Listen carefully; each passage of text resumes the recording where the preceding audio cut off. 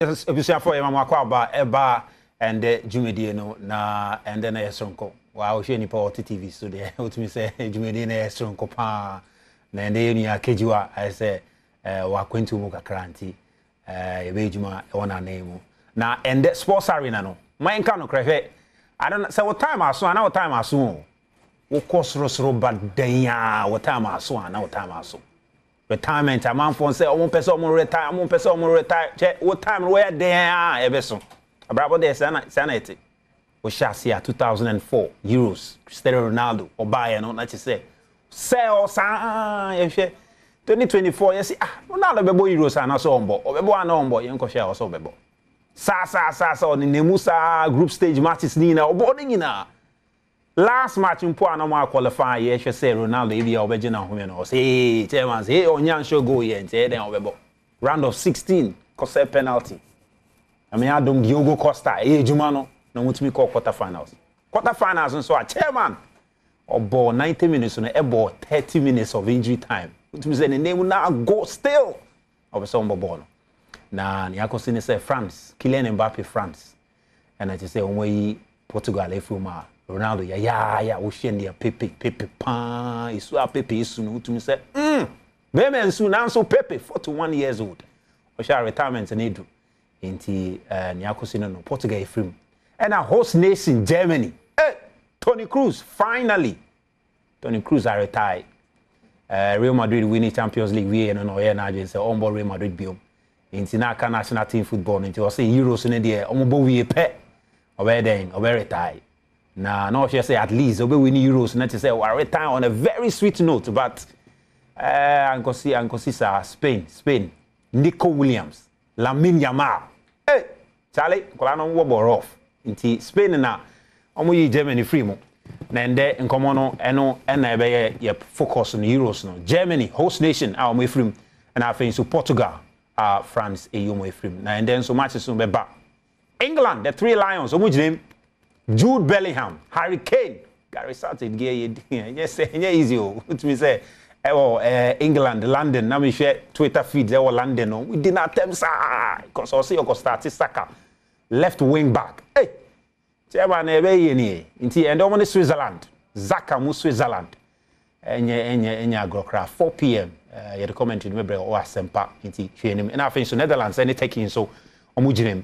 Inti yebedi Euros hon komo na afin so yaba AFCON draw no abaso Ghana, Sudan, Niger, Angola. Na sem so ho is say James Akwesi Appiah ESCO member no sound so Sudan head coach. You see conflict of interest be ho pa easy. Nti ye hwe Akwesi Appiah obe resign as ESCO member na so obe resign as Sudan for head coach. And then obe about for say ESCO member there we 4,000 we Sudan head coach we $15,000 I share near no where resign into be hun komo na ahwe ne Akwesi Appiah ebeye na afin so chat room no so ye be room na ahwe ye di fenden Luis Fuente we share tactics that we use am Spain or tournament you know say we use Lamine Yamal say we use Nico Williams on a young team you know say Spain abobo e was Euros you know be share the tactics that we use for tournament in so far and it's na abwa efende Spain it be the home komo na wa winim e be ra efende sikapudo mu no so betting and betting tips no na me catch you betting tips no wa winim sports arena tournament yi winim tips I dey amount say na afa so we share show no pa we share betting tips I amount na say up to now we see nisika say show no share just an answer tips no won't find it serious. Just said tips no won't find it serious. And there, England versus Switzerland. The catch us say over 1.5 and I say over 2.5. Anytime goal scorer na yede be first half prediction crown yede be and half is Netherlands Turkey. If you send Turkey, omone Austria boy now if you send Netherlands and so omone defending Georgia boy to me say and that tips on the ebefa I show no maintain says betting company be a sponsor inti me bo bia din wa ha aya say na so inti wo ba ebebo din aya say buy a body, nti buy a body. Now so, as I say, omon buy nti, maybe I wait me I cost stake here. I'm saying you need Adom bet. Maybe I remember Adom bet. Adom bet. I say any day I go stake you. Nti and show no there also wait me send no comment na share ya share sena ebeko. Me din Ede Razak Musbao. Na sena ma bet na Adom so say me pe efende edi ana wani cho say den I say na me pe mrane no yes obi dumbie Razak Musbao. Obi dumbie Kwabena Musbao nafa you be try who tiawa na to say ba na me de your guest na ba I say want to say very deep guest na to somebody o ma ba e be tiawa so for mama Kwaba biom na wo share sports arena and then the Kwabena Musbao na ete ha obi dumbie Kwabena Musbao na ete ha Adom TV ma say somebody nti ya share sene me catch them say Endra matches me no ekoso yeah Portugal and France and a boy now even earlier no in your match I mean maybe so far one of the best games of the tournament Germany versus Spain super game na me catch up we are hosting us in that say 119th minute which means how about home order to me say na Germany for normal start she say one penalties me say Julian Nagelsmann say she send a penalty takers no na Merino say Dabi ahaya na me papa several years ago 34 years ago ahaya na me papa be see a goal and as soon round hey Charlie enya easy o enti wo man go highlights no e be sha say free Germany versus Spain san kola no Spain kola no mo hard into mo hard in rough versus here enti semi-final no first semi-final no very much set to see Spain versus France Spain versus France now Adobako me who say what me say quarterfinals no ye who matches are abaso in the quarterfinals no a final kind of matches we share France versus Portugal 2016 final we share Spain versus Germany another final that we saw once upon a time into say on that side of the Euros if and then groups in there we say matches na want to crowd pa now me guess no studio na Mustafa Hajidin winning champion man and there Oha Mustafa na ene there which just most support we na there aduma na we pass a review power so we fight part of the job Charlie you have a there sharp I say morning show host na uni ho na we producer na say kwana kwatinam wait name amba it's out name I want what was I was to finance minister na friend no opoku boati na be 5 then opoku boati ade ba ko eboa ne se unya onze de bia makase ye edwuma na ye no unya good producer say edwuma na production edwuma na production yes Sergio Mone the guys behind the stage no mo bo edwuma akwa bi bisa me am say me call baby na program na Sergio frame to frame na ohun phone ni no say Sergio Manucho no say Sergio Manucho unim no sa kwa de bia Sergio bebe be for bia Sergio top producer makacha na say me pe course bia man wo giage na che say wa ko chen kola na de makacha na pa onya be 1 hour bi no ntre giage student so ko chere production there be o chere security and as investigation talking na no fem na I know them me know ya investigation be boa police e be hu adwuma ba ya chance in free euros no I mean V-Power I mean chance in free Spain versus Germany host nation going into the game ya na him say na is going to now it was going to be a very tough game I want to share the youthful nature of Spain the squad now I will share the relatively aging squad of Germany now. What me said, Germany were going to have some problems there. Now, so on the day they turned up, and what me said, a very sweet game. Ms. Ba, I mean, Ashefo, na mincha production, na mincha Kasanso. Say, send audience some necessity, no DCC pa. Now going to the game, no. sometimes our tournament me sure say team be am person obeshia host nation because one we share host nation a pressure wall so o share fans no do na omo ebeta host nation no echi because omo fie na agrone koso and then secondly no e bia only host nation bo na otimisha na unya atamfo bebre and as a guy yes unya atamfo bebre until we going for a tournament there ko na nim no Spain ni team bia ba so home fans ni ba hwe game ni they will never root for Spain because Spain na ya omo ade ya o say na o kan earlier in your intro no 208 final no Spain for na etimi ebo Germany there so going to it no and then o share even time I came kakra even Nations League 2010 World Cup semi-final. Thank you. Yo. Osan e share no. Nations League na say obegu. Germany and you close so until Nations League there no. 6-1. Yeah, but until now going to this game no. Say na Porto ka say be a lot was at stake. But unim Ms. Ba maka say this Spanish team is a team to beat. Made you obisa me meka na say a straight final between Netherlands and Spain. Sir. Oh yes. Maka chedin da. Kabe 1 month. Mekano 6 days ago krasa on social media say Netherlands share Georgia on Spain bebo final. And me sa na me hunu from the way I sit no and we share chat na kra na possible so two teams meet me share. But going to this tournament no Spain for no amaye hu bibi even from the group stage. 9 out of 9. Teams are born in the group stage, you know, be am picking maximum point apart from Spain. In the next round, no, or you're the needful echo name. Now, Ubeshia Germany, now me very, very optimistic. Now, share this Spanish team, Ubo players me in Yamal and Nico Williams. And these players under 20 years. We are young boys. 16 years.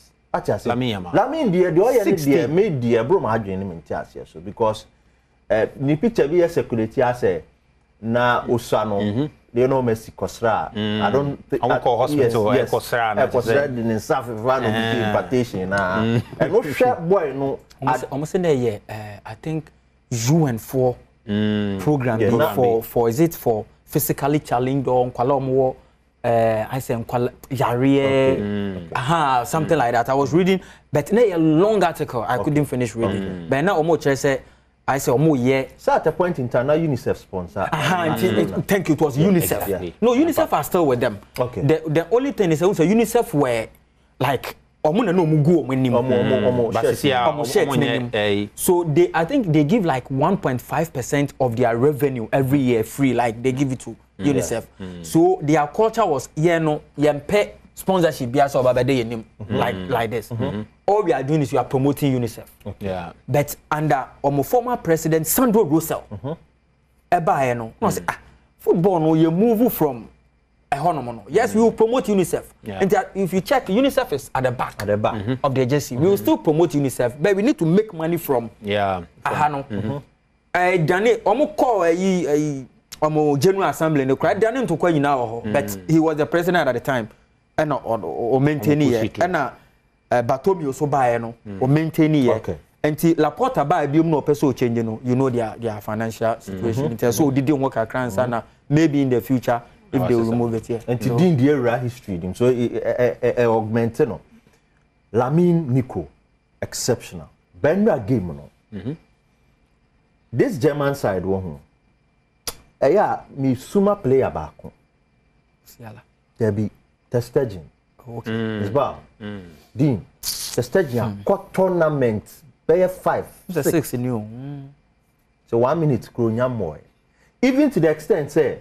Within the German fraternity, so no ye plakra no bakra to say look sure dey or bebo ahead of any player to go into the game now him said this Spanish team poised the Germany depression beba and o share time no mo share goal na de ba ko amboa Spain say o share goal no edu baby no mo defend it and the Germans kept bombarding them to baby say for how long can you contain this German side? And of course, it will be Nagelsmann.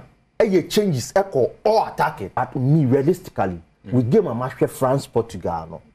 Spain deserve to be in the final. They are the team to beat. But to me, they nyame one class say omutimi aha host nation. But to say ombenya time for bebre. Into omo next round of games now.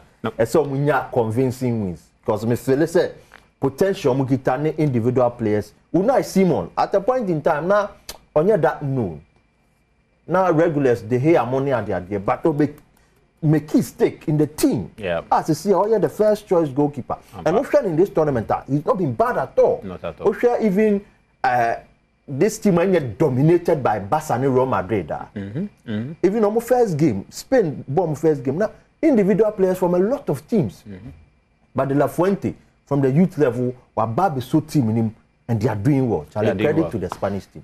Mustafa, I remember now we analysis of Spain versus Germany game. But I want to touch also on Toni Kroos because I mean, what a career he's had, and I think so. Of course, after winning the Champions League, you know, now she say at least or be winning Euros, you know, winning Euros, you know, camp and now man for week. I say, I mean, he should be part of the Ballon d'Or conversation. But Sisi Adie, will retire. Yeah, and. Menka said he's one of the greatest midfielders I in the last 20 years. Yeah. And since about Spain, I think the only players I would say the only because they were all playing together and the stars are there. Probably Xavi and Iniesta. And Kwana Meka say they are a step above him. Because they were playing together. We're Barcelona. It's just like we go to the same secondary school. I was always first. I finish and you are first. You can't tell me you are better than I was because I was in the same school with you. Until some difference. That means I'm a bro also. Until no send them a corner so we differ. That notwithstanding, we can't take any credit from the young man. I remember say, Tama Pep echo Bayern Munich. That time no, I no more a shape or brand here no money fee. Because Pep wanted Thiago. Alcantara. And German for no, there were division also in the dressing room and in the boardroom as well. Pennyfoys, you know how they do their politics. So a bimu person mujana kwan, a bimu person otanao. Then the coach was like, okay, some more person mujana kwan, and the Monfa Thiago Embreme. So if you remember, Thiago had finished with Manchester United. Yeah. Thiago no call United. No more fee be set. That was then under LVG. Yes.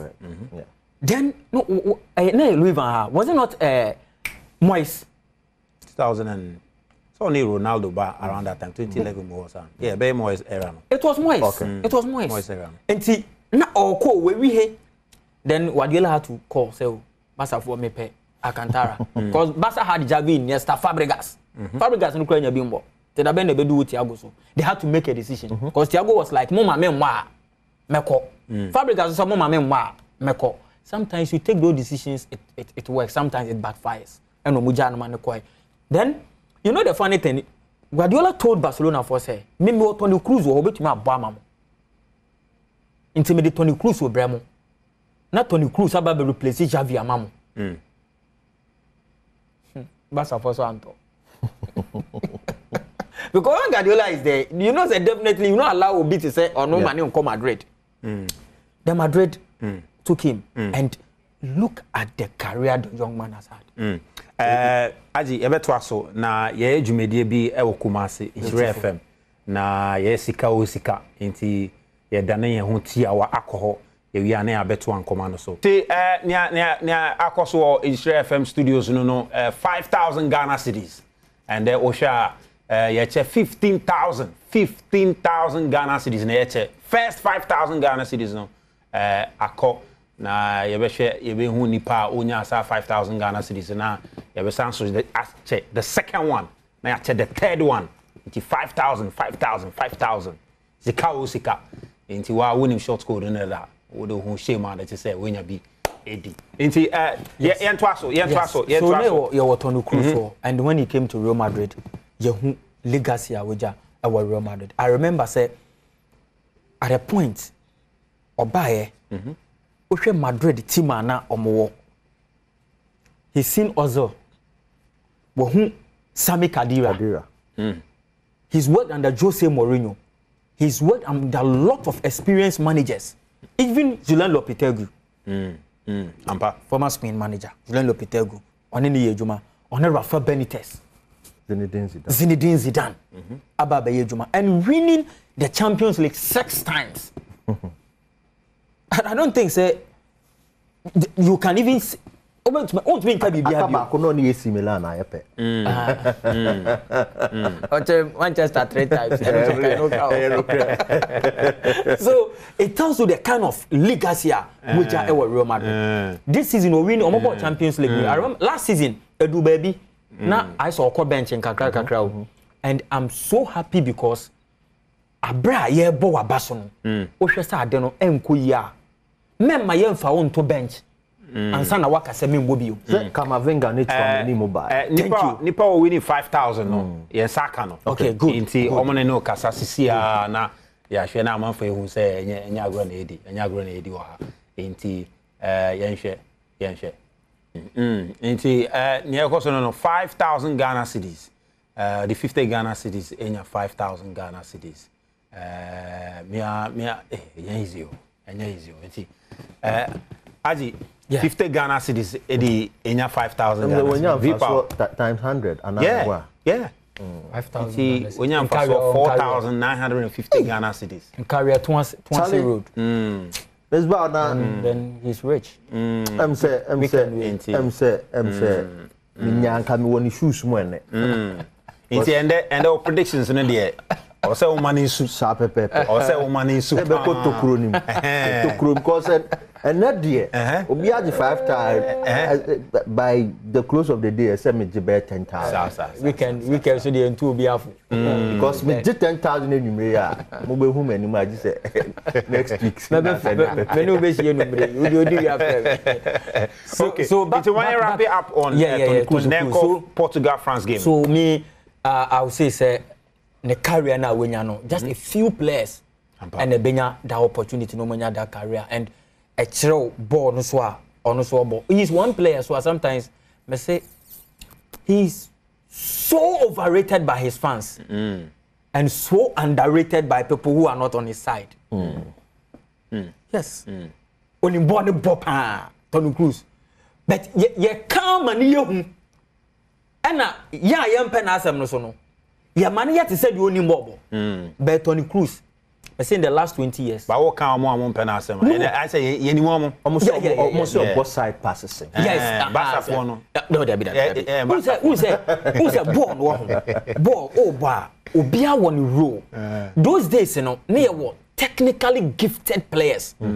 Today, I have very few now being in the system, and they are tactical players. Omo system players. Mbappe say Pogba onene bobo no ampa opejanity no kope Pogba beto pass na. That is it. And they, most of the players are system players. But one of the most difficult things to do in the game is to dictate the tempo of the game. Yanko Portugal and France, you know, very quickly. Yeah. Was that a fair reflection of the game? Say France beko semi-final and I was here now. That was one of the worst games I heard. I'm telling you, one of the worst games I heard our tournament with him, and I wasn't surprised because both sides, you know, and our both teams, Obia will follow Portugal and I will follow France in our tournament with him. France, we must open play goal. Ampa. The only goal, 2 own goals and a penalty. Until with all the squad on the buy, only 2 own goals and a penalty. No more to match. Nadine, I don't mean Trawa no. Did the shop? Yeah. What did Giroud call World Cup? Yeah. One show one go. But Omoji, they won the tournament. Yes. And the system no bono. Sat a 4-3-1-2 no. Obi the Antoine Griezmann also a person born a favorite position, which is number 10. On an opportunity, man born a favorite position number 10. And what was the result?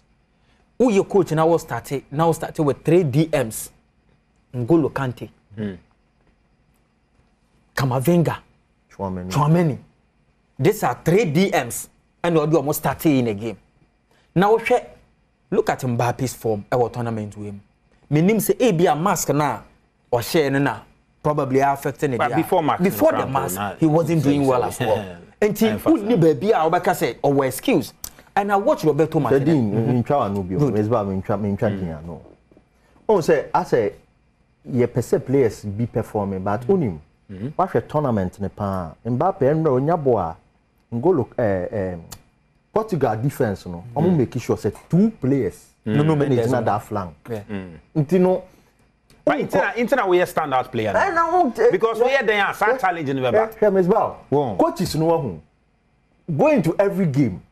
They know say nipa we data ne ebia info gather ne they know say player we ne ball no boni say.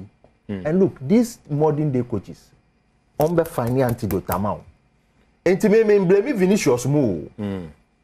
Because me blame Vinicius, me blame Mbappe, me blame the other guys no. Ding.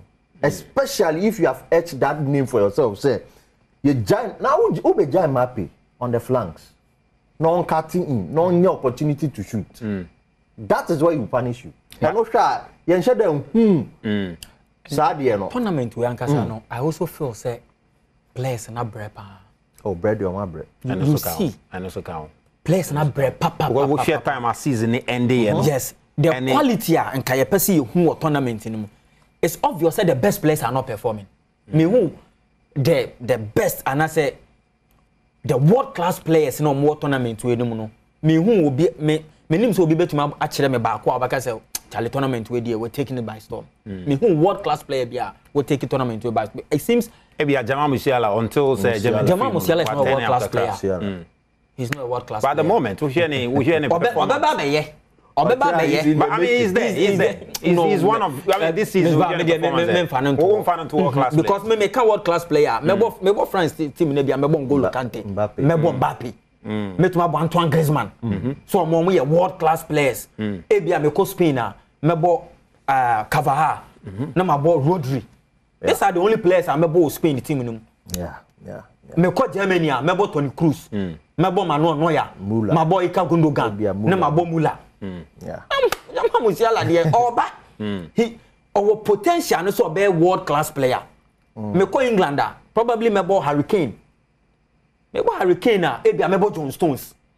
John Stones here fan okay, ntia no quite arguable. Nti me bo Harry Kane we are. Omo amaka no omo potential no so ba be Bellingham. yes omo e bia for the money ko Palmer mo omo potential no so ba be world class players but for now me world class player na me can say Bellingham a world class player Musiala work you mention Harry Kane yes up and coming yes omo potential so na obi ebisa say nti yeah what criteria be na wo dey say nipa na World Cup and answer because some of these players are obo mu dey no at the very top level in club football, even at national level. You have to be consistent for some time. At major tournaments. Yes, and even club level, you have to be consistent for some time. You won't play for about one season. Because Mbappe World Cup at 19. Yes.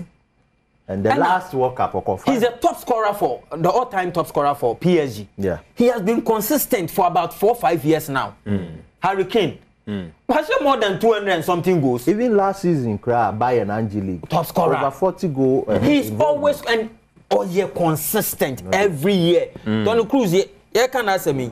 Say you might 5 hours for the show. You need to me wait Toni Kroos as him. You come and no ya some you might 10 hours. You need to me wait man no ya. We've seen Rodri. I think he's even the best midfielder now. We have in the system. On your credit, so that is it. You understand? Solid player. Kabaha actually over and over and over. Me makase since Dani Alves and the Lam Koyen. You who right back be what say Kabaha. Amazing. He's been consistent and to who case. Yes, Kyle Walker. Thank you. World class player, Kyle Walker. But up and coming. Netherlands Netherlands we Van Dijk free wa. World class player be in Netherlands be mo. Yeah, me no be in the current. So we can especially on the criteria say consistency. Yes. Memphis the pace service be consistency. Stefan de Vrij. Inter. Yeah, De Vrij. Because he's also been there. Very consistent. Inter, I say, Unya the predator. Into France versus Portugal game. I think it was very terrible. But France advancing in the DNA. No, fair reflection. Who's the 2 teams we? Portugal team now. Or France, or the best squad that was tournament to him. Portugal, the only problem they said they had 10 men and a deity. Yes.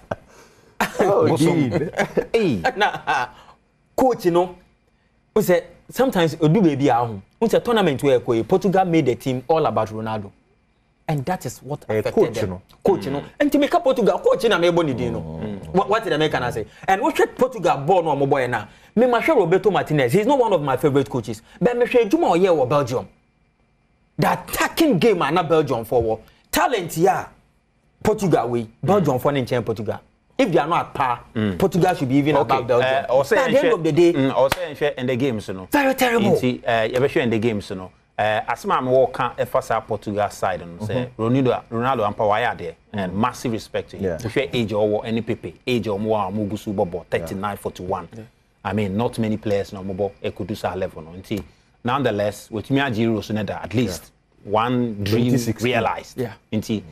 Man, we wish him the very best. Well, now Yembra in the game, no, so England, Switzerland. Now, Switzerland team, no. Yeah, time nominate Italy, Cobono, and I'm a catcher and go from the say, yeah, Switzerland, be say Italy. Even last week on Sports Arena, didn't you come Italy? I sat on the fence. Because na Italian team no convince him. Even after the game, remember we were having a discussion, and he was like, Charlie, we Italy for and they want to go in the match. And I'm saying that you're going to go in the match. And Osha, Switzerland made a surprise. But they almost a big chance against this English team. Perfectly. After that, you coaches be a bit fire in recent times. Capello more the English teams but now Obian do major final. They said they are Gary Southgate be yeah. And even in the World Cup, no could do level be they were even very optimistic. Say umbetimi win. And left the bar. I left the bar over the years. And I bet say even when England is playing at the average, and so be any. And I know they who in this tournament. True. On previous Euros, no, this was the same way in England maneuver quite final. No. The same way. Sloppy performances, 1-0, 2 slim margin wins, and on the core. But then the expectation was then this time around, South pressure no, and Southgate suffer from.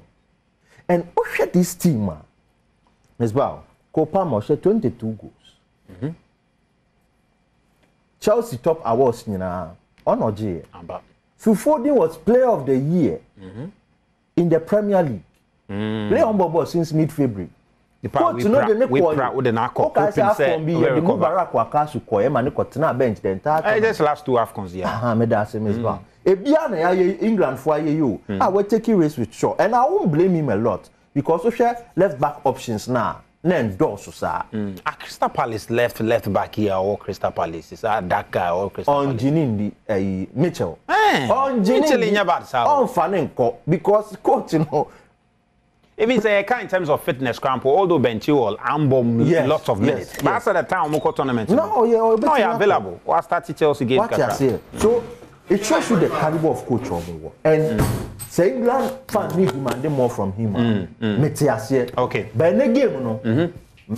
Me take Switzerland over England. Interesting. Sisiana, you call boardroom honomo. You call Haji Dean Hall, not to say, well, my tactical analysis, no, na yehu and near or MI in say Haji Dean, I already, Haji, no, so I already now, you to me alcohol. Now, Kai say, and then England versus Switzerland, big game, and a battle, and I think so, Netherlands versus Turkey, and Haji Dean, I already, Haji, and then a woman, and you better Spain for. Say, Obi Akasa omo beautiful football, champagne football, our tournament. Champagne football. Tournament they be to me see, they might not even win it, but so far ball now omo bono. And baby omo efi omo baba baby do. Baby omo way. Man for count the beautiful story of Spain. Now my way and a ball no omo bon Yamin Lamar, Jamal, how do you call it, Nico Williams and Rodri and yeah, Bobo Mina Basono. So we'll just look at it. Just like the power England for no. And Dominic Switzerland. Among for himself Switzerland very wonders. Just because Switzerland for Italy and to me or more, Germany and to me or more. Last tournament or boy, omu jampenifo bebre kwan o nti no amanfo hwe nim so be wonders but yen hwe the beautiful story of the Spaniards Spain for say bibia no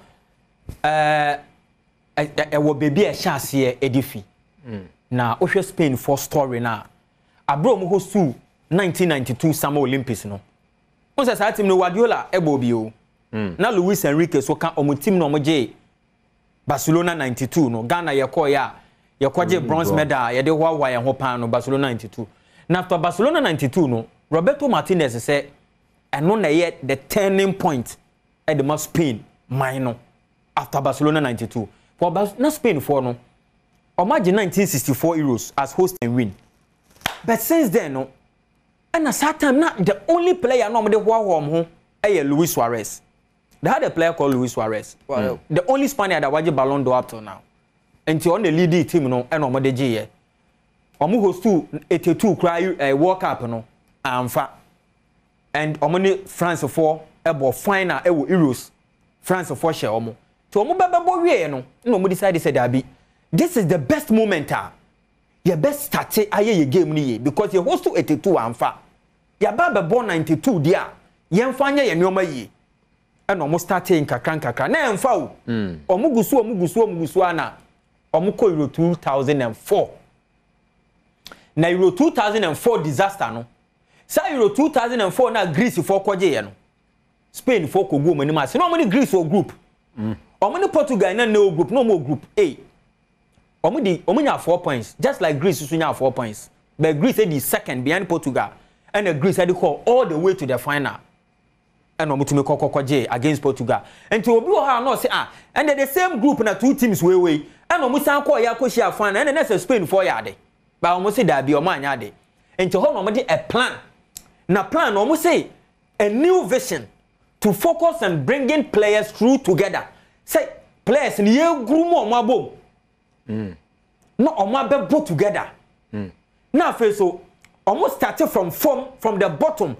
Na priority no about technical development technique and the tactical technique player no adwene award the ball no ni nim die award the ball no and afei make us say omo 3 times as many coaches as England internet so omo share the tactical aspect as well but no more prioritizing the technique and how omo bring players no together now omo call 2004 no amfa wie no and omo appoint coach Papa friend Luis Aragones. Papa we last time I can ask him say Abra Atletico Madrid they be winning champions ebe cut from first Champions League final 74. On an air captain. On a share first goal the Atletico Madrid on Martina Oma Bayern 40 year. Or G League with Atletico Madrid. Or be a coach you know. Or sanso the Atletico Madrid G League. Enti or ye serial winner Luis Aragones. To say what being into ano and the started say o develop Spain for plan e dia ma wo and no den kakran no call 2006 World Cup Spain for call 2006 World Cup no BBC ye na omo France ko group omo ko share France e wo knockout stage and no omo ko to twa de kan that was 2006 World Cup na Abranti o share goal no na ya David Villa and as Zinedine Zidane say, oh, match your first goal. And the amount train na meba. And as Zidane, ekoye ni nkunya no, and omo show mo 3-1. And omo yi omo free mo ba fie. That was 2006 World Cup. Now after 2006 World Cup no, and a papa ne say, Dabi, on notice ade bi, technically they were start you. But we hu ade bi about the team. And then we hu a, that's it. Boy na mo boy na mo ho nya den. Physically no omonya fit and to star no person odi omobo no ontumi for ombo obebo tikitaka we Spain team no new that team we and we Euro 2004 2006 pictures ni bisuni Zinedine Zidane omokoye a omokokodi ntwo and o say there be Zidane ni Fabregas ni enti omokobae no or see 2 key decisions and obey after 2006 World Cup. 2 key bakuni but we players you know. 2 key also be drop key players. and I feel so about adopt tiki taka. Because that time no, now you unclub the tiki taka number Spain. I'm a mohu. I'm a basta for na start a bon kakanka can't you say that be as a so about tiki taka. Because Spain for no one but pass it, you make my pass it. And a players and also play a pivotal role. 2 key players, Xavi and Casillas. Now 2 key players or drop no. Bako ay Michel Salgado. Salgado no ye influential figure in Madrid. No Madrid. No Sansu was Spain, Papa we. Michel Salgado or drop on from national team. And then the car walk around and say or drop on Raul. Also Raul me no we. The obey no. Why we? Into national team no captain Amaje. Born no crime for the corner ball or Real Madrid. Not forget the national team. I said the day you are now. But John and America. It's bad the assembly. No, but some mommy and no pay. And to take his out to critical decisions we know. And no status or prepare team ahead of Euro 2008. But not still none of fashion no and what the Madrid and the Barca players, already know there is a political issues around the Madrid and the Catalans and the Basque. And it's Xavi and the Casillas. And Okajam say, ye meeting almost a Charlie. Xavi only say, that time not Puyo and Barca captain. But influencer Xavi or no or Barca no. Puyo we not say influence and the they retire. Xavi a lot of influence. Raul saw a lot of influence. Our club Omumienu. Madrid. And Timumienu no, one more players no, and Casa. Because team no, I had Danya, so side the phone VRL for Baby Bobby. Sata Vigo players and Baby Bobby. By team no, I am you in the Bama team, night team. And to say me on your cambo, na your bone come away, Bibia Buma, ye. So when they go to camp, conform to move or motor no more bon como, or move to me the boom. A peer boom, and to wherever no other catch and Nebasa for no. We so ba no akache na Madrid for no. And no ko Euro 2008 na mo ko conquer Europe. Na sa team no. O hwe the way a omo transition even with the team e ko Euro 2008 no. Se wo de picture to ho na o hwe team na oben said there was a certain Marco Senna. No more Cap de Villa na na ball leg back. 2002 Cap de Villa team na ko Euro 2008 no. And you Marco Senna ni. We aye Sergio Ramos. One Capdevia any. Carlos Machena onuni. We any Puyo na about 4 and 5. And away about 6 to 6 and hold you know. We about left full back number 3. There is Silva, Iniesta, Xavi, Fabregas, Puyo, Fabregas and Pono Obeshemu in the final. Abrana Torres. Epra. And to Fabregas no ye Villa and Torres up front. Obi ni wa no mabo Daniel David Guiza. Yeah. No ball our Fanabachi. And to that team nankasa ni. Na o hwe mo transition omo ye after so omo call 2008 ni we no. Omo be call 2010 World Cup and omo decide say ye be introduce 2 key players because ye koba ye no. Na opinion ye friend Luis Aragones say edwuma no wa bre wa ye no for 4 years until July 2008 March 2008 when they were transition no ma ka kire opinion friend Vicente Del Bosque say ye koba edwuma na wona obefa papa ne say ye koba onye biom papa we Vicente Del Bosque and to how they do their transition in chance na wo be kono okra wo nim say wo se wo koba onya dia obi ti wechi and papa we o follow team ni keenly awo Euro 2008 and onya fair idea of the team enti ye ba menim say team no se sia me na me be enti dey na me be ye be ko 2010 World Cup and oye 2 critical changes awo team nim o introduce Xavi Alonso and the Busquets Alonso no wo team nim dada but won say line up na me dey throw in na Alonso o mobile Marco Senna na nebo but omo ko ba ye no o se sia no me de mrantie mienu we and na me de omo ba bebo and no de omo call World Cup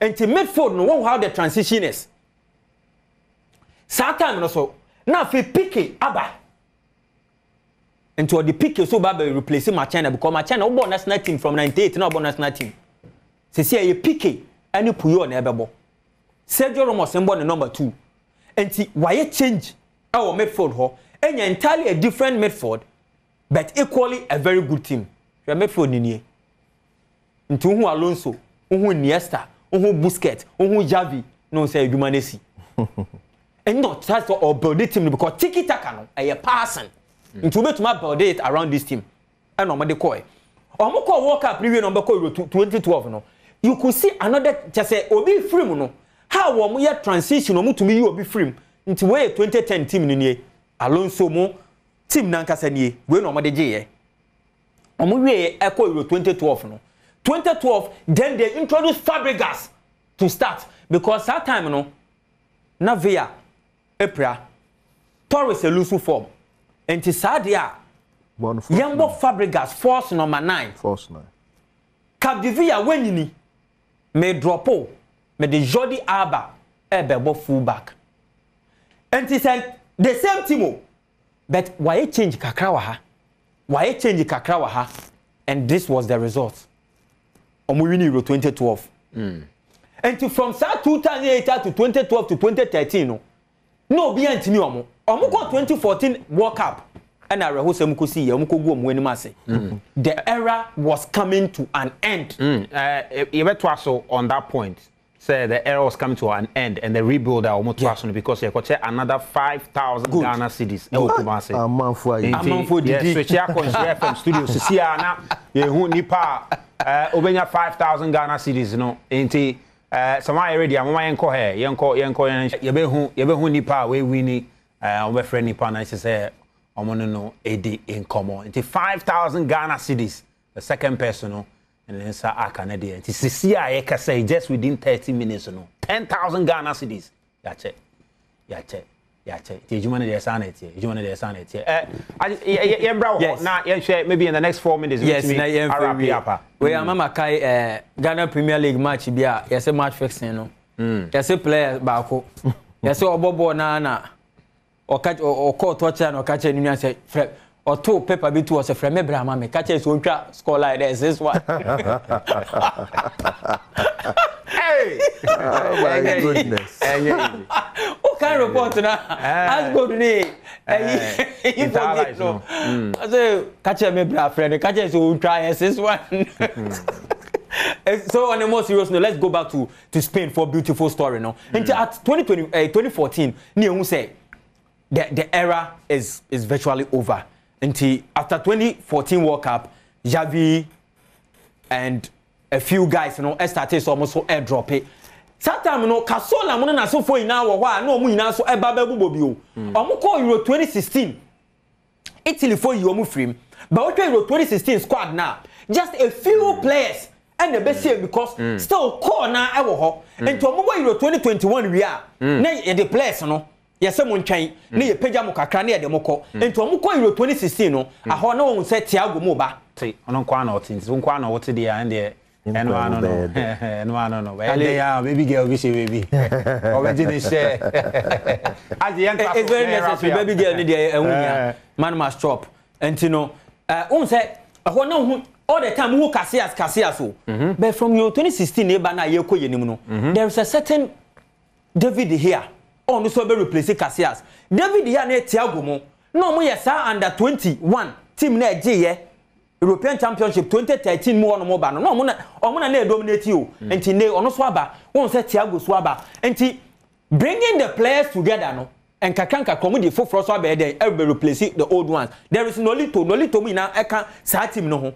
ena omo de eba ho eno so amfa omo ba e na amfa omo call 2018 World Cup afterwards the likes of Iniesta the likes of David Silva, Fabregas mu ina no eche say emre na so enti yeso yemfa ye time ne ye dey emma ne we ye and a new crop of players started so omoba that was for Euro 2020 because Euro 20 World Cup 2018 no they have one of the best squad but something happened an unfortunate thing happened at the World Cup coach drop Sergio Roberto final day no omobeko World Cup final squad no and the player for Frokoy na player no de no coin finally or de ba Madrid no omobo game back friendly match we na say PK ko bisa ne say na ba ne say na drop Sergio Roberto boy no ball na o boy no Sergio Roberto ni mbo say no say me nipa me mistake and channel mu say sana wu san so akwa join Real Madrid Julen Lopetegui and na Piqué edi nkonkonsan wo fie e ka kiro mo say papa no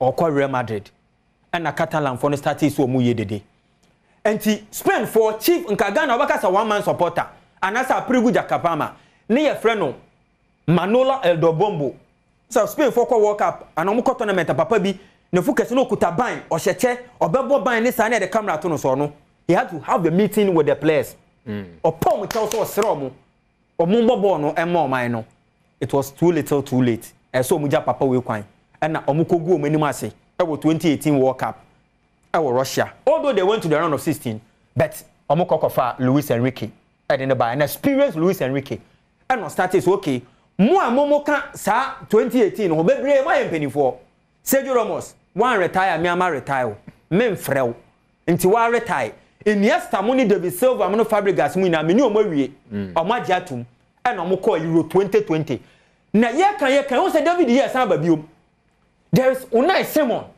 and there odemu oka 2018 wasaba 2020 nti goalkeeping no so no ye change aba from 2012 waba owaha you see a few young guys are Tiago mu na old players are onu ni mate ni we ye groom omu together oni your rent mu na ye groom omu together for under 20 no and omaba be take over Fabian Ruiz Morata Dani Olmo Mikel Oyarzabal Satan no more under 21 with this coach Luis de la Fuente it was under 21 omu ko je no 2019 no ye players we mu na ni omu je ye enti opinion from Luis Enrique so from say mo so momra na fe team no rebuilding na ye no mo na sisi mo be replace the old guys omo ko 2020 omo ngo mo anima say they lost to the eventual winners Italy and that was via shootout and Italy for after the game Mattia Bonucci or said ball ma bon tournament no ball ma brepa ne omo ni Spain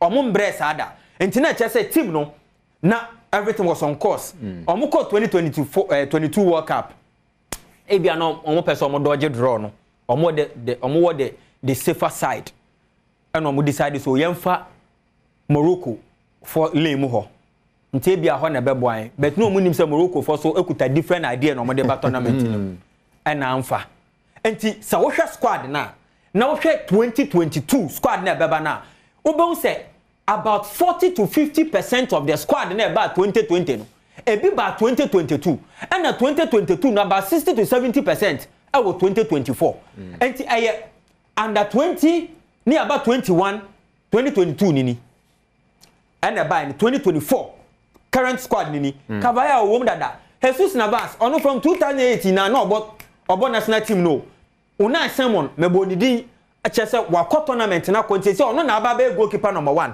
David Raya or previous one omukwe no he was part of them Omeric Laporte ni Nacho 2016 no obo Omeric Laporte 2018 ye ba 2020 euros Omeric Laporte no obo Rodri and ombe understudy to Busquets and then Rodri ne take over now Martin Zubimendi on understudy Rodri in case Rodri ni wa rest Sociedad for captain no then there is Pedro omene be share Xavi anan and then omanya Fabian Ruiz was similar to Abrante Freno David Silva and obi Abubakar say Iniesta me cast Silva because omina left-footed players attack Williams Lamine Yamal then they have Alvaro Morata experienced Alvaro Morata enti omo no omo build team manakwa kogu and no we san so build team because omo transition no omo believe say you have to bring the boys together enti nkaka omo bo under 19 and under 16 no omo about 19 under 19 under 21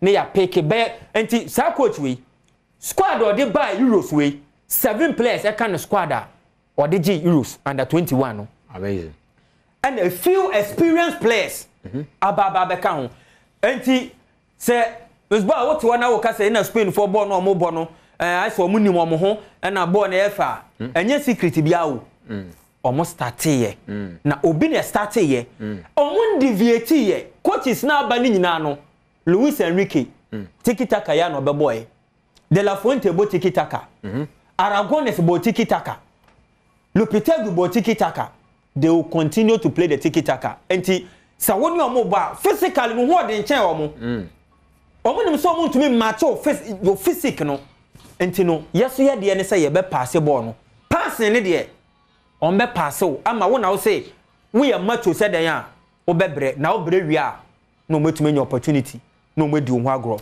enti Spain de wo hu no enye na start proper planning and they have never deviated from their plan yen kofa Serbia coach echena na yen kofa UK coach na wotwe next week na yen kofa Montenegro coach next 3 weeks coaches never no plan ne da ho say ya agrobo ayenim say ya bo agrobo ombambe deviate. Amazing. That is Spain for you. Amazing.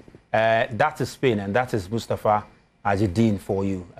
Fantastic analysis and our mind in terms of Spain or build up on the process sana ye team or mind be sana and my friend planning and planning yields results anyone want say based on some planning anyone want say Spanish team way because we need Euros because at the moment ye one of the contenders to win it.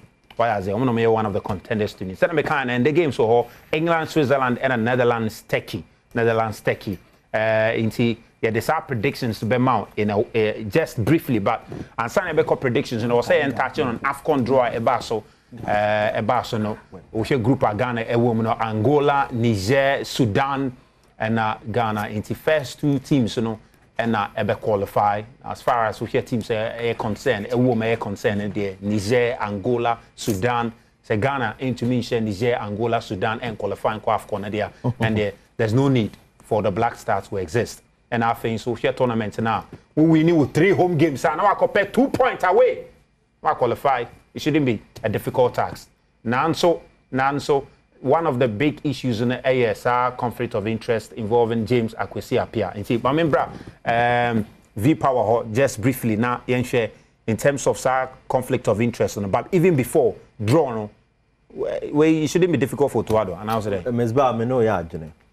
I said the ama kasa be breaba draw ne ho say there's somebody who coach Ghana at the top level as your coach for Sudan.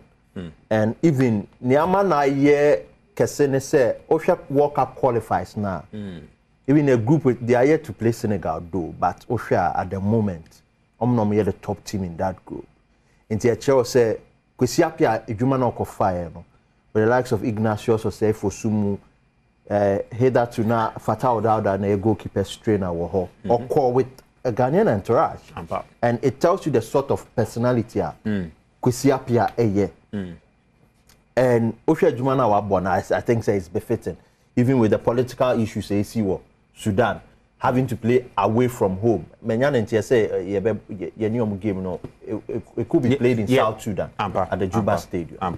Entino okawe nyinafua wabwadwuma entino is worthy of mention say yebebo Kwesi Appiah knowing so a Ghanaian or the 2014 World Cup. Enti say we recommend there on free esco no so conflict of interest need directly because we share GFS status ni ma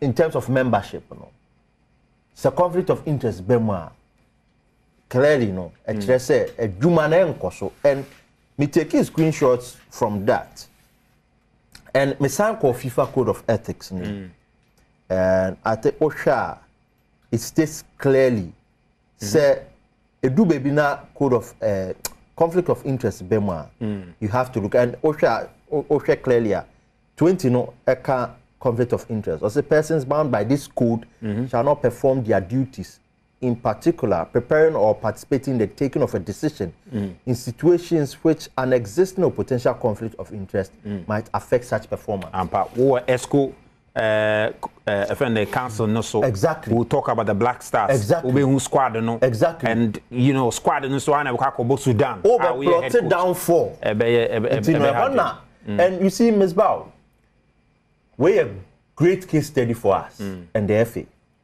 because. Even when Kwesi Appiah got them not to be on the squad called Sudan, now and some year raised that. Into way situation up back. This is the reality. Into 2 things. Emre Niho. You see that he resigns from the school or he resigns from his job as a Sudanese coach.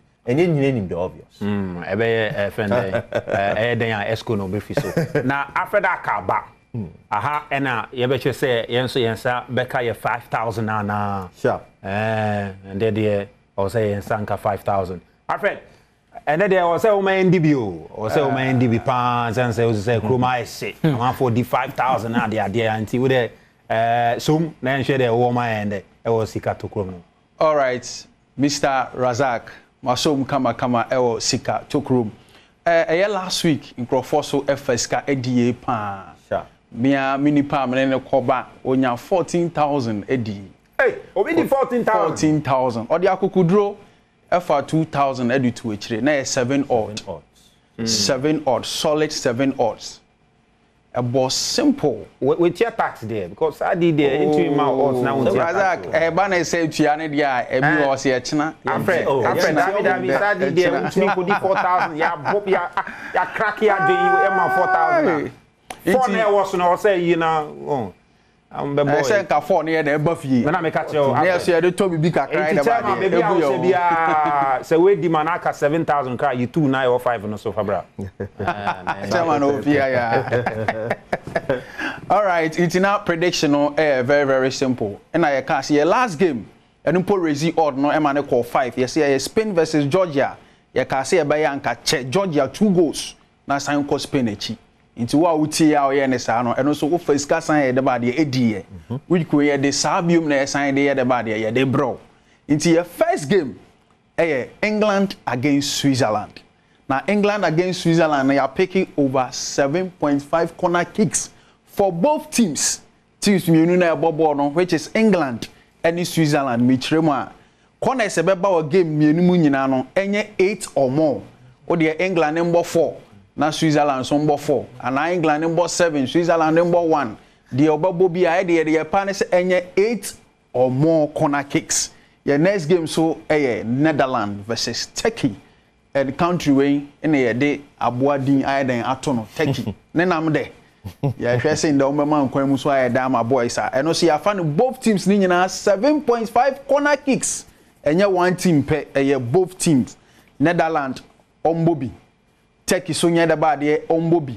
With the lies of your friend they say Van Dijk or per corner Mbano fan the team pim no one strategy of Netherlands almost strategy they say born a corner line where Dumfries Fabo B9 yenya corner kicks at Van Dijk for tipim na fashe Gakpo unya born so atobo as bo short keeper ne one chia ebeko corner almost strategy no so we believe some more corner kicks will come and with the lines of this Turkey sider Omo the Fenerbahce man or no the chese or no the tournament a boy in the previous ended season games a course who taking no or no or making sure so or clear ball back 92 corner kicks. Say if that's the case there we believe that more corner kicks is coming in this game. They are picking over 7.5 corner kicks.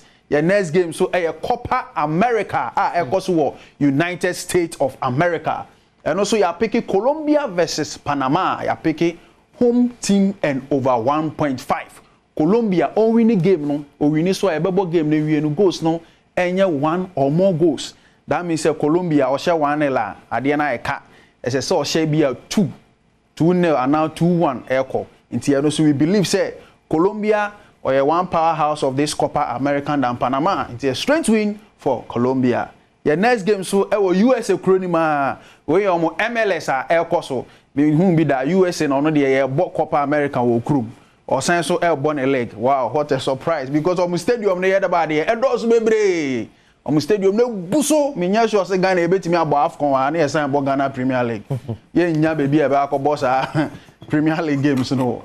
Inti sa game na e ba be so Cincinnati on Inter Miami and no see are picking over 1.5 and unsura ko straight win Emma Inter Miami. Why? Because Inter Miami do order first. Cincinnati second on the league table. But the reason why Inter Miami is second and number 3 CD 4 CD near said with the lines of Messi na Oniwa Okako journey Argentina with Copa America nti omusika no akosro. This is the strategy. About 2 matches on a row. They be omusika 3 CD 4 CD they win. Omukoso e wini into Okakra wa sign trying a single game straight win for Inter Miami. Ebetimi aye sika so aye de bad ye. Ama uwia no atwa sika to krom de na pick over 1.5. Your last game when any football, any volleyball, any handball. Now so when you Robbie the ukita ball na all the ball no cross the line when your point no the timi so many to go. Now we say yes we be man kasa no. And here Club Newman versus Cuba. You picking home win for Club Newman and team we hwehwe na hu a Argentina oko Argentina Robin Union ho a ehun na obehu sa game wi nti ahwefo in there the 10.7 odds 10.7 odds miji di say Mr. Steven sign 80 or sign so ehwe obesan the be say 2000 asen ato ade we echi ama na esika bebre no anya bi so the ade be there ato no nti Mr. Razak we na present ma ahwefo nyina okay enti ebesi kampa enti yina behwe na yede ye ho ahyem na last draw no e cost on Shire FM studios 5000 last 5000 ye che enti enko na hwe nipa obewini sa last one enti 15000 Ghana cedis na ende ya che no na afi so ultimate say to kromu no so bet odds no so ye de ato ho amaw na time no so aso ye de news no ebebrew nti Alfred yeda ase pa yeda ase na eno ano no me sure say nyame adoma next time ye ba beka ampa ye be rem vipa enti ejuma no esi na yeda mo ase say ende mo ne etena ha e was sports arena so bidin e de kwabena musbao obudum bie next time e ba message di no yeda mo ase